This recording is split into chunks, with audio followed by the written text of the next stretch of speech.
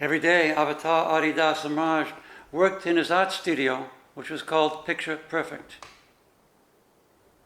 He actually produced over 100,000 pieces of art. Some have been placed in galleries and others in museums. And he said that eventually his art may be the scene influence that exposes him to the world. But while working in Picture Perfect, he sat at a desk, and next to him was an open computer with a screen visible, and in front of him were two very large screens where images were projected of the art that he was working on all three screens. He had a headset on with a microphone so he could speak to the technicians that were behind a divider wall, sitting on 3 or 4 computers to receive everything Adida says and to make the corrections and make the changes and make the additions as required. He commonly sat at his desk and pointed at the screens with a laser pointer, but at times he also get up and walked to the screens and pointed at things with his fingers. I was invited several times to be in there, to be an attendant. Another attendant was on the video equipment, videoing everything that Avatar Adida did. And a third attendant would come at different times and to be there to simply respond to Adida's needs.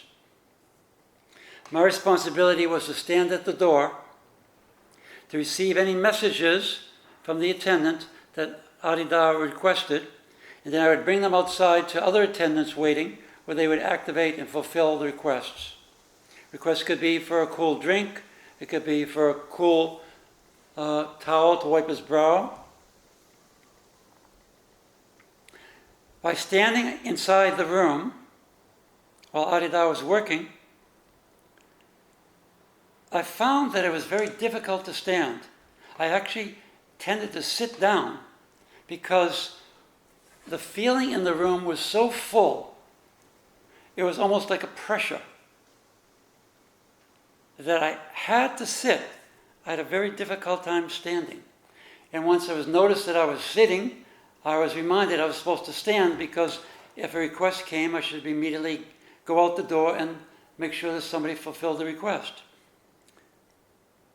So I would stand as long as I could, but then I would feel Bhagavan's presence, and I feel the fullness of his work in that room, which felt like a pressure, and I simply had to sit again.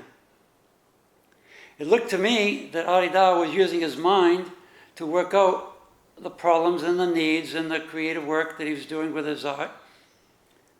But in fact, it was all about feeling. He was feeling everything and creating. It was a divine creation. He was creating what it looked like for the conscious condition to be in physical form. What it looked like to undermine the separative point of view of the observer.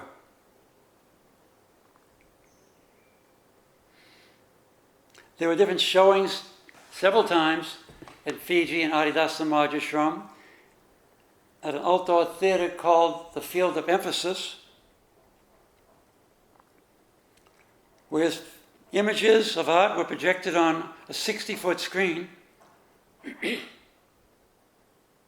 And most times when I was there, I would always want to analyze what he was doing, interpret it to my ability, whatever ability I had. And to notice that this piece of art was duplicated on that side, or it's upside down, or it's a different color over here, a different color over there, kind of making sense of the art. But the very last time I sat at the Field of Emphasis and noticed Avatar Adida's art, I didn't do any of that. I just simply sat back and received his art without trying to interpret it. I just felt his art as it was received. And after a time, it was so clear, it was like sighting Avatar Adida. It was darshan of his form. It was clear, working in Picture Perfect as an attendant, that he was installing himself in his art. And when seeing his art outside in this presentation, it was clear that he was coming through the art to not only reveal the non-separate condition, but also to expose what it felt like.